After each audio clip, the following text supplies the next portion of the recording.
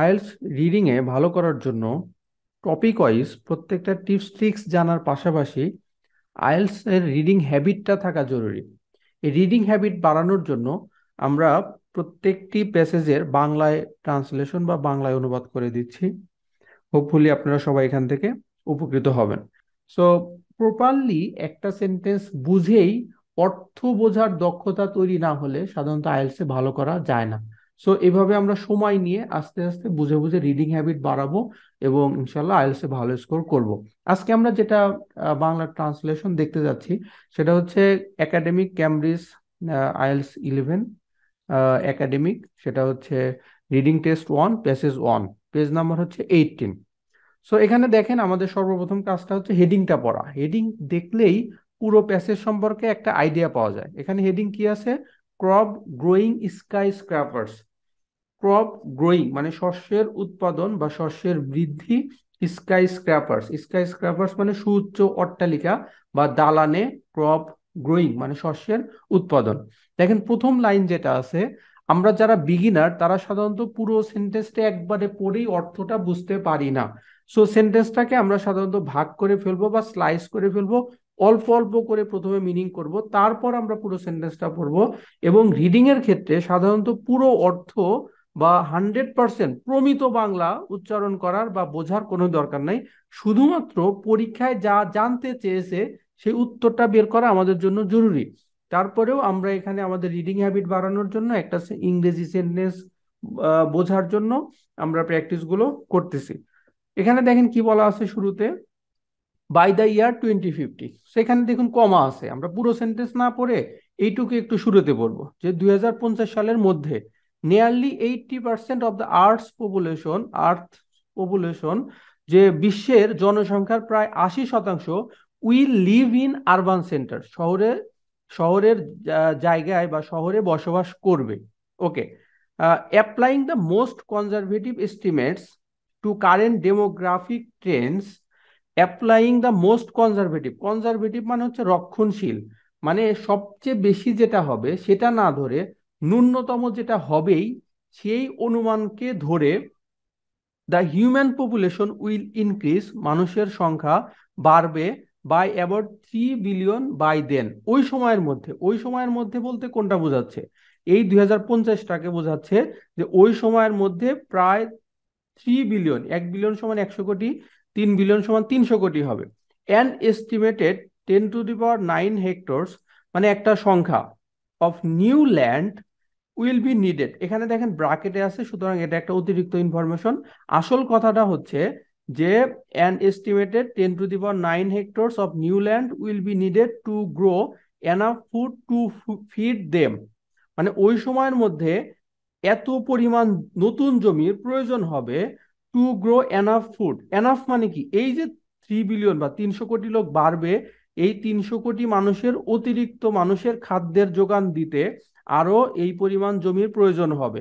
আর যে পরিমাণ জমির প্রয়োজন হবে সেটা কিনা এই যে লার্জার দেন ব্রাজিল, ব্রাজিলের চেয়ে প্রায় 20% বড়।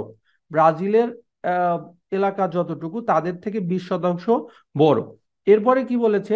If traditional farming methods continue as they are practice today, যদি হচ্ছে এই ট্রেডিশনাল ফার্মিং মেথড বর্তমানে যেভাবে ঐতিহ্যগতভাবে বা অনেক আগে থেকে যেটা প্রচলিত হয়ে আসতেছে সেটা যদি প্র্যাকটিস করা হয় বা সেইভাবে যদি চর্চা করা হয়ে থাকে, তাও আপনার এই পরিমাণ জমির প্রয়োজন হবে।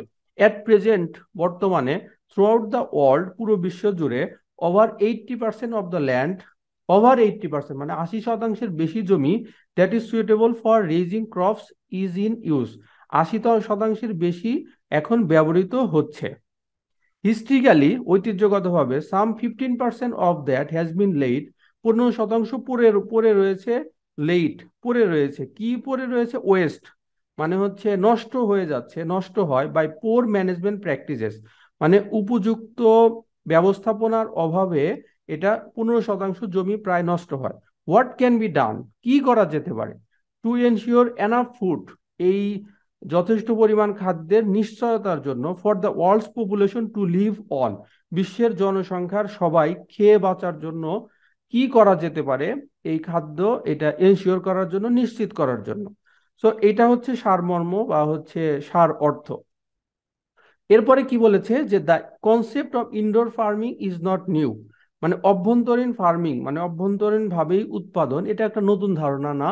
Since hot house production of tomatoes and other produce has been in ভগ, ভোগ মানে প্রচলিত বা প্রচলন বা গতানুগতিক, ফর সাম টাইম, বেশ কিছু সময় ধরেই এটা অলরেডি এটা গতানুগতিক হয়ে গেছে, প্রচলন হয়ে গেছে, এটা কোনো নতুন ধারণা না।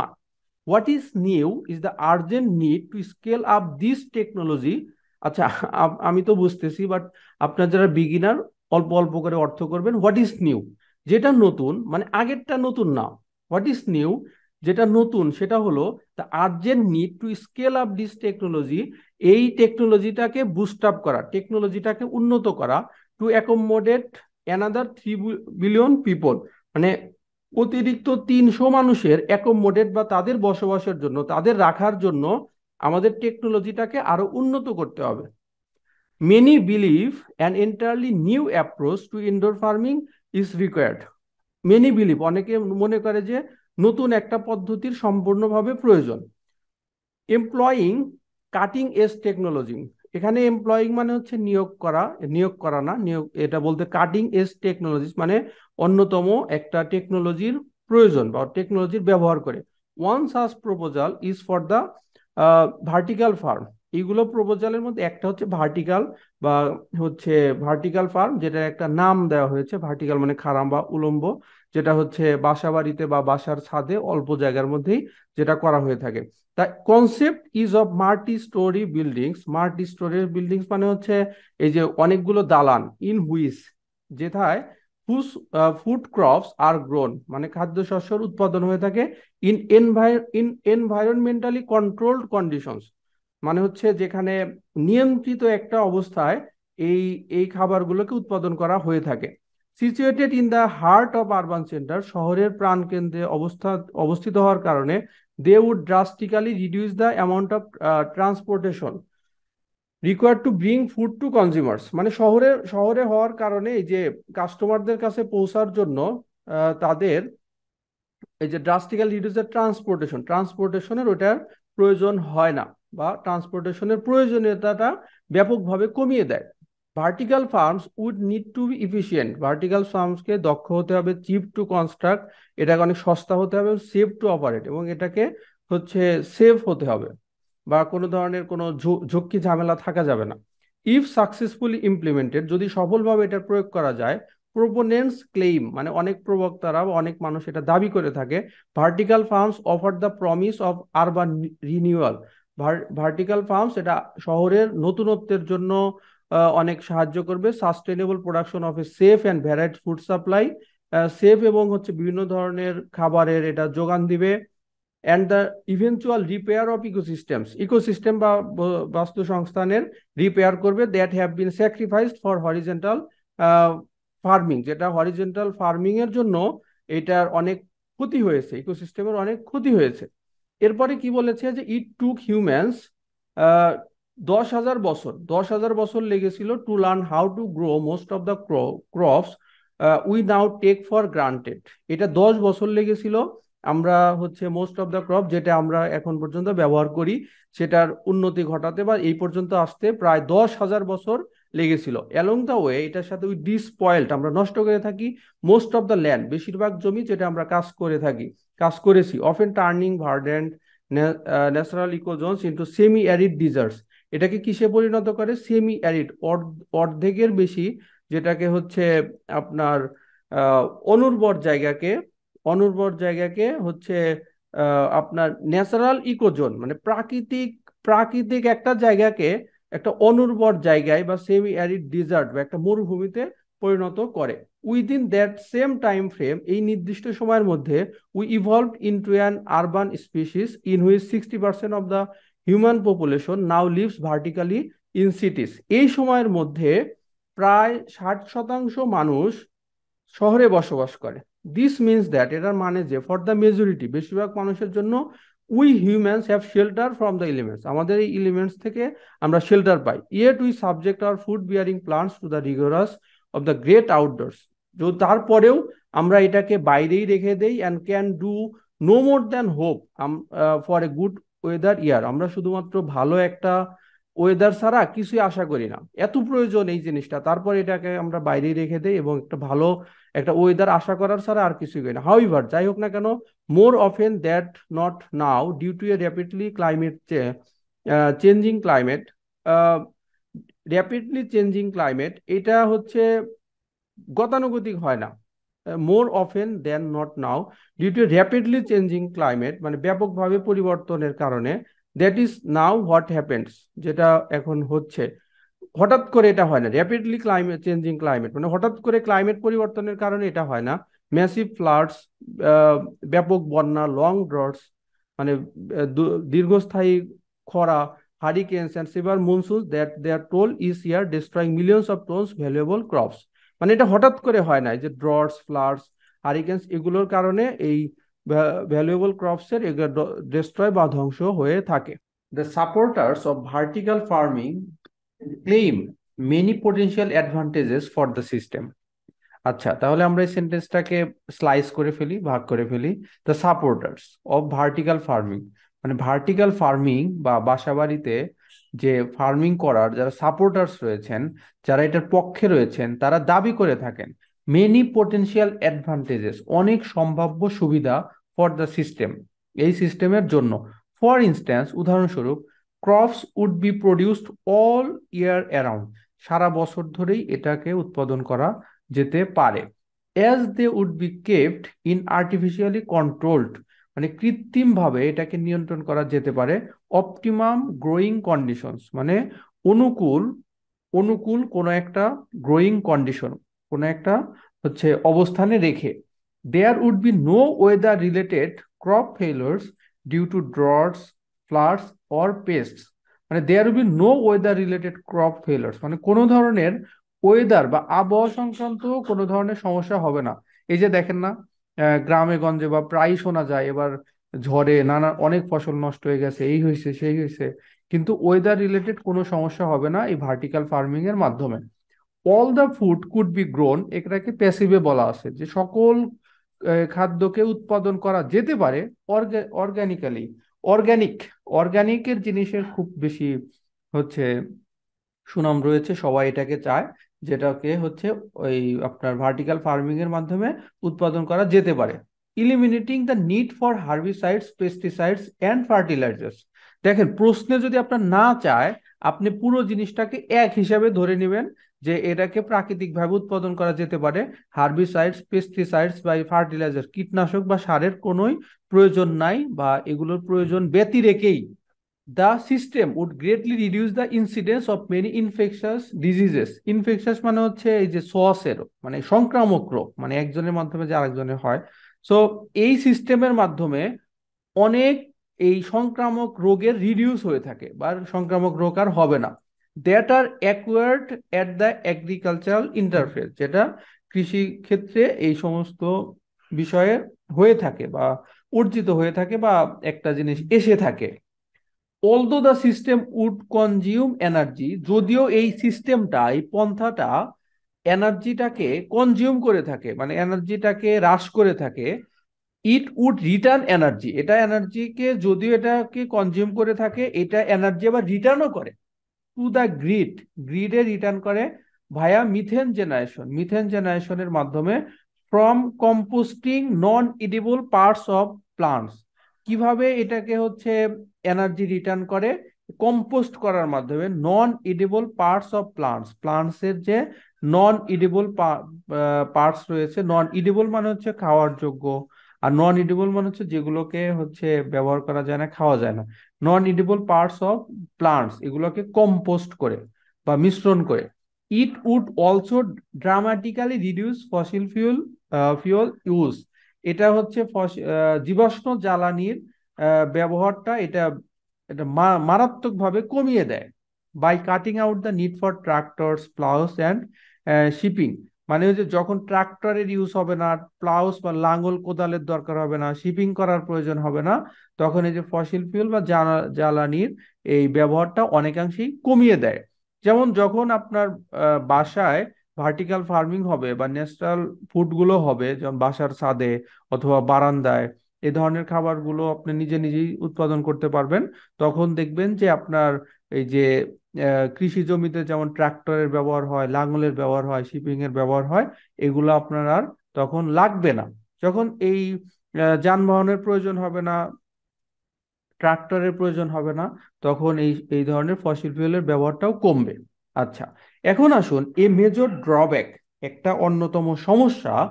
Drawback is the synonym of disadvantage.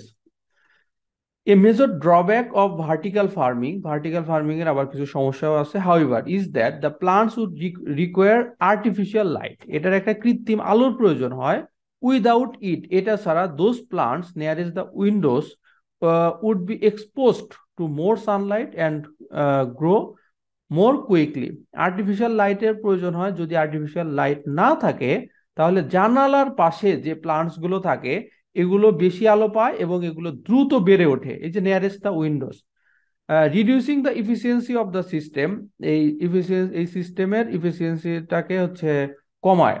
Single storey green houses have the benefit. Single storey green houses মানে হচ্ছে একতলা, স্টোরি মানে তালা, সিঙ্গেল মানে একক তলা বিশিষ্ট যে সমস্ত বাড়ি রয়েছে সেগুলোর বেনিফিট হচ্ছে ন্যাচারাল ওভারহেড লাইট। একতলা বাড়ির হচ্ছে ওভারহেড লাইটটা থাকে। Even so many still need artificial lighting, যদিও অনেক বাড়ির, একতলা বাড়িরও কি লাগে, আর্টিফিশিয়াল লাইটটা লাগে। মানে একতলা বাড়ি বলতে বোঝাইছে যে সরাসরি সেখানে আলো পাবে, সেখানে কোনো হচ্ছে উপর ছায়া কোনো সমস্যা হয় না আশেপাশের বাড়ির কারণে। আর যদিও এখানে আবার একতলা বাড়িরও কোথাও কোথাও আর্টিফিশিয়াল লাইটিংটা লাগে। এরপরে কি বলেছে যে a multi storey facility, multi storey মানে হচ্ছে বহুতলা বিশিষ্ট, with no natural overhead light, যেখানে হচ্ছে প্রাকৃতিক কোনো আলোর সুব্যবস্থা নাই।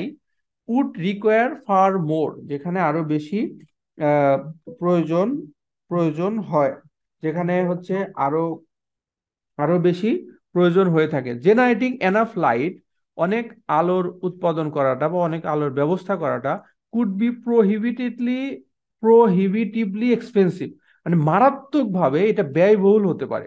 যে জেনারেটিং এনাফ লাইট, আর্টিফিশিয়াল লাইটটা ব্যবস্থা করাটা অনেক এক্সপেন্সিভ হতে পারে, আনলেস চিপ, যদি সেটাকে সস্তা করা না হয়। Renewable energies available, and this appears to be rather a future aspiration than a likelihood for the near future. So এটা appears, this appears, এটাকে মনে হতে পারে, ফিউচার অ্যাসপিরেশন মানে ভবিষ্যতের একটা আকাঙ্ক্ষা, দেন এ লাইকলিহুড একটা সম্ভাব্য, ফর দ্য নিয়ার ফিউচার এটাকে হচ্ছে অনেক দ্রুত বা অনেক তাড়াতাড়ি এই রিনিউয়েবল এনার্জিটা সাধারণত অ্যাভেলেবল হবে, এরকম মনে হতে পারে। এরপরে কি বলেছে যে one variation on vertical farming that has been developed is to grow plants in stacked trays. Stacked tray মানে হচ্ছে স্তূপকৃত ভাবে যে ট্রে গুলো রাখা হয়, মানে একটার উপর একটা, আর একটার উপর আর একটা, এরকম। সো এটার কথা কি বলেছে, স্ট্যাক ট্রের কথা কি বলেছে, যে on variation on vertical farming যে ভিন্নতা রয়েছে, দ্যাট হ্যাজ বিন ডেভেলপড, যেটাকে তৈরি করা হয়েছে, উন্নত করা হয়েছে, ইজ টু গ্রো প্লান্টস, প্ল্যান্টকে উৎপাদন করা বা চারা গাছগুলোকে বড় করা। কোথায় বড় করা? In stack trace that move on rails, মানে এই যে স্তূপকৃত যে ট্রে গুলা, সেগুলো মুভ করে কিসের উপর? রেলের উপর। রেল মানে হচ্ছে চাকা, এখানে রেলগাড়ি না। রেলগাড়ি যেমন এক জায়গা থেকে আরেক জায়গায় সরানো যায়, টানা যায়, একই রকম ভাবে এখানে স্ট্যাক ট্রে গুলা এখানে নাড়াচাড়া করা যায়, মানে এক জায়গা থেকে আরেক জায়গায় সরানো যায়। মুভিং দ্য ট্রেস, এগুলোকে সরানোর মাধ্যমে অ্যালাউস দ্য প্লান্টস, যেগুলো এখানে অ্যালাউ মানে হেল্প, প্লান্টস গুলোকে যেগুলো সাহায্য করে, টু গেট এনাফ সানলাইট, মানে ধরেন এক সময় এক জায়গায় রোদ পড়ছে, আবার আর এক জায়গায় রোদ পড়ছে, আপনি এটাকে সরিয়ে এই রোদের ব্যবস্থা করতে পারেন। This system is already in operation, এটা অলরেডি হচ্ছে প্রচলিত হয়ে আসতেছে। And works well within a single storey greenhouse, এবং খুব ভালো মতো কাজ করে একতলা বিশিষ্ট বাড়িতে, with light reaching it from above, উপর থেকে যেটার উপর লাইট এসে পড়ে। ইট ইজ নট সার্টেন, এটা নিশ্চিত না। However it can be made, এটাকে তৈরি করা যেতে পারে, to work without that overhead natural light, এটা প্রাকৃতিক আলো ছাড়াও এটাকে হচ্ছে ব্যবহার করা যেতে পারে বা এটাকে তৈরি করা যেতে পারে। লাস্ট প্যারাটা আপনার যদি একটু খুব মনোযোগ সহকারে দেখেন, বই সহ বা হাতে কলমে যদি একটু ভালো করে দেখেন, পেজ নাম্বার 19-এ, vertical farming is an attempt, একটা প্রচেষ্টা, বা একটা চেষ্টা, আপনি পরীক্ষার হলে শুধুমাত্র মেইন অর্থটা বুঝবেন। অ্যাটেম্প্ট মানে প্রচেষ্টাই বলতে হবে, এই ধরনের কোনো কথা বলা নেই। Vertical farming is an attempt, একটা চেষ্টা, টু অ্যাড্রেস দ্য আনডাউটেড প্রবলেমস, মানে ডাউট মানে সন্দেহ, আনডাউটেড মানে নিশ্চিত, যেটার মধ্যে কোনো ধরনের সন্দেহের অবকাশ নাই, undoubted problems that we face in producing enough food for a growing population. এই যে ভাই, প্রত্যেকটা কথা রিডিং এর ক্ষেত্রে কিন্তু মিল রয়েছে। প্রথমেই বলেছিল যে 2050 সালের মধ্যে আপনার বিশ্বের জনসংখ্যা 80%রও হচ্ছে আহ, আপনার বেশি হবে। 80%র মানুষ শহরে বসবাস করবে 2050 সালের মধ্যে। আবার তারপরে বলেছিল যে তিন তিন কোটি, 1 বিলিয়ন সমান 100 কোটি, 3 বিলিয়ন মানে 300 কোটি লোক আপনার হচ্ছে বাড়বে। সো এই বর্ধিত জনসংখ্যার জন্য যেটা নিশ্চিত একটা সমস্যা, খাবার তৈরি করাটা, প্রডিউসিং এনাফ ফুড, গ্রোয়িং পপুলেশনের জন্য এনাফ ফুড তৈরি করাটা নিশ্চিত একটা সমস্যা। এট দ্য মোমেন্ট, এই মুহূর্তে, যদিও more needs to be done to reduce the detrimental impact, যদিও এর চেয়ে বেশি কিছু করা দরকার। কিসের বেশি কিছু করা দরকার? ডেট্রিমেন্টাল ইম্প্যাক্ট মানে ক্ষতিকর যে প্রভাব রয়েছে, it would have on the environment, পরিবেশের উপর যে ক্ষতিকর প্রভাব রয়েছে সেগুলোর জন্য কিছু একটা আহ, করা দরকার, সেগুলোর ক্ষতিকর প্রভাবগুলো কমানো দরকার। Particularly as regards the use of energy, বিশেষভাবে এনার্জি ব্যবহারের ক্ষেত্রে। while it is possible that, যেখানে এটা সম্ভব, most of our food will be grown in skyscrapers in future, আমাদের বেশিরভাগ খাবার ভবিষ্যতে সুউচ্চ অট্টালিকায় তৈরি হবে, মানে প্যাসিভে বলা আছে, উইল বি গ্রোন মানে এখানে তৈরি করা যেতে পারে, উৎপাদন করা যেতে পারে সুউচ্চ অট্টালিকায় ভবিষ্যতে। Most experts currently believe that, বেশি বিশেষজ্ঞরা বর্তমানে মনে করে, বিশ্বাস করে যে, it is far more likely that, এটা বেশি সম্ভাব্য যে, we will simply use the space, আমরা এই জায়গাগুলো স্বাভাবিকভাবে ব্যবহার করব, অ্যাভেলেবল অন আরবান রুফটপস, মানে বাসার ছাদে পর্যাপ্ত যে জায়গা রয়েছে সেই জায়গায় আমরা এগুলোকে ব্যবহার করব। দেখেন এখানে জাস্ট পুরোপুরি কথাগুলো আইডিয়া হিসাবে বলা হয়েছে, ধারণা হিসাবে বলা হয়েছে। আপনারা ট্রাই করবেন পরীক্ষার হলে খুব কুইকলি এগুলো মিনিংটা ধরার এবং এভাবে পড়ে অর্থটা বোঝার চেষ্টা করা, যাতে আপনাদের রিডিং হ্যাবিটটা বাড়ে। সো হোপফুলি এভাবে ইনশাল্লাহ আপনারা আস্তে ধরে ধরে আহ ধরে ধরে বুঝে বুঝে ইনশাল্লাহ রিডিং এর ডেভেলপটা করতে পারেন। আল্লাহ সহায়ক। আসসালামু আলাইকুম।